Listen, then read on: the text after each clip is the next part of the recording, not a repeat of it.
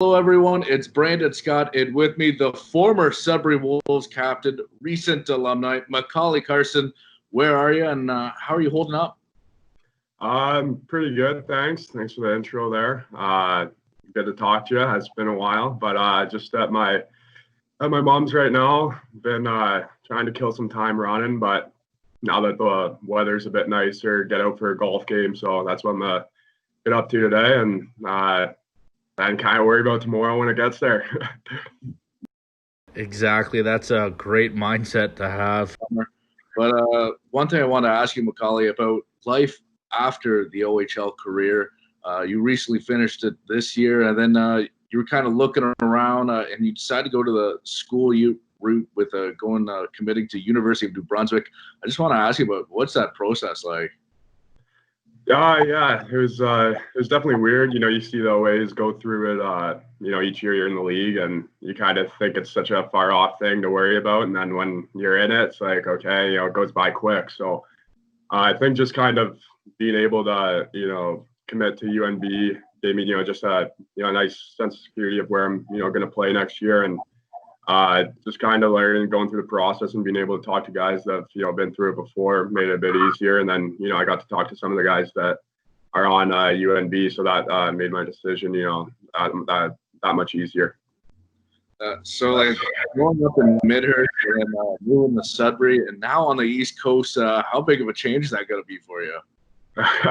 Well, yeah, it would have been nice to, get a school trip out there and kind of see the city or Fredericton there a bit before. But everything I've heard about, the East Coast has been nothing but good things. I haven't personally been out there even, so it'll be definitely a new experience for me. But just kind of trying to, I guess, play all across Canada. I guess, I've been Sudbury up north, Barrie, now out east. Maybe I'll end up out west sometime. So we'll see.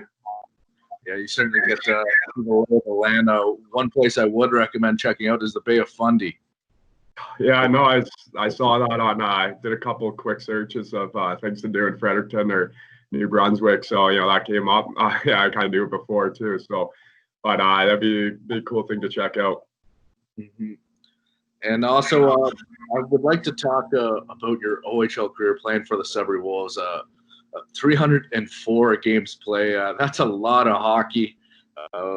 What's the first thing that pops in your mind when thinking back? Well, if I think back to my first year, it's a bit of ways ago. But I think just kind of when you think about it, I spent a quarter of my life in Sudbury, so it's kind of weird to think about it like that. But over that time, you're going to make some great relationships and just people even outside the hockey community there, just people in the city. And I think just the one thing I'm really thankful for was, the people that were around there for the 5 years, and, even the additions that came in through that time. And then just, very thankful for my billets too.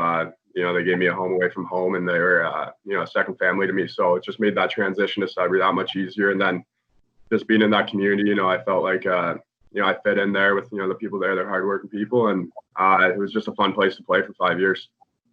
What do you think they miss most about Sudbury? Well,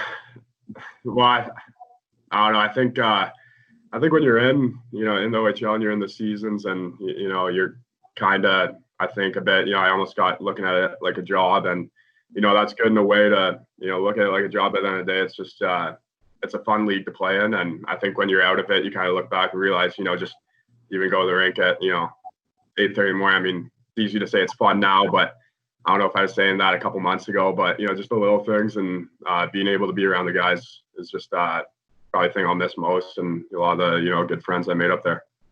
Are you gonna miss the taxidermy wolf that comes shooting out after one of your big goals, or is this something you might be bringing to New Brunswick?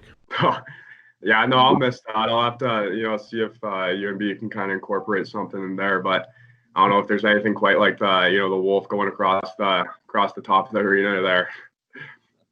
Mm-hmm. Now, I also wrote your career. I looked at some of the rosters and picked out some of the players. So I'm going to say this player, and I want to hear what's the first thing that pops in your mind, starting with Michael Pizzetta. Captain, leader, great guy. I mean, I came in my first year. He really helped me, just being a year older there, and then he was just a good guy to learn from. Dmitry Sokolov. we're just going first words, I'd say goal scorer. I've never seen a guy be able to, just have that much patience with the puck and be able to pick a corner like that. So being able to play with him was fun. And then, off the ice, he was a character too. He's a great guy.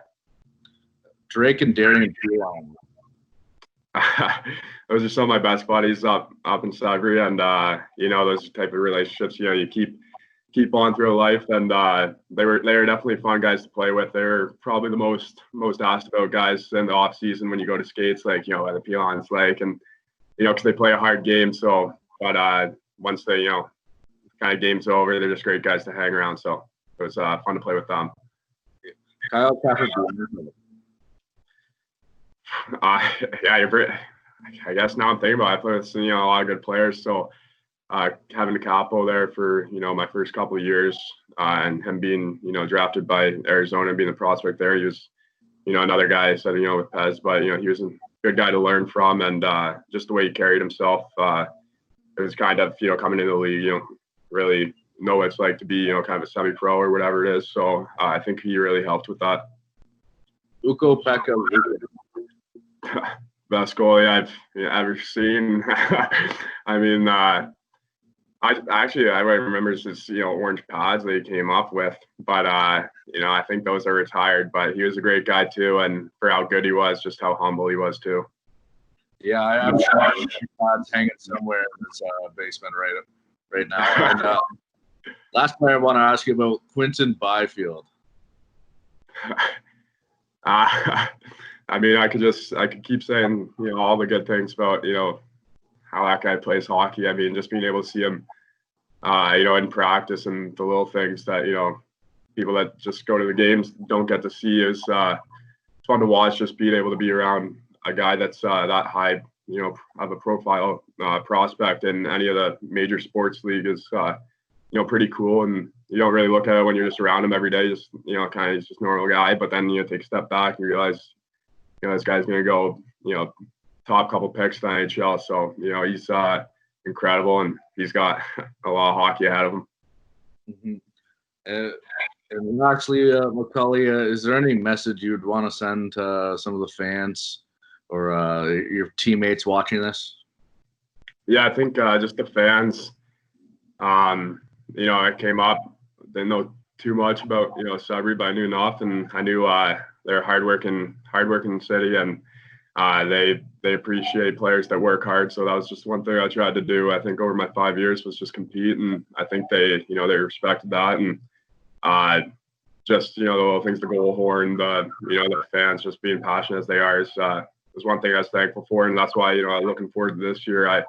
The playoffs up there are different animals, so it would have been fun to kind of get that last kick of the can, but obviously things happen, so that didn't work out. But no, that would have been awesome.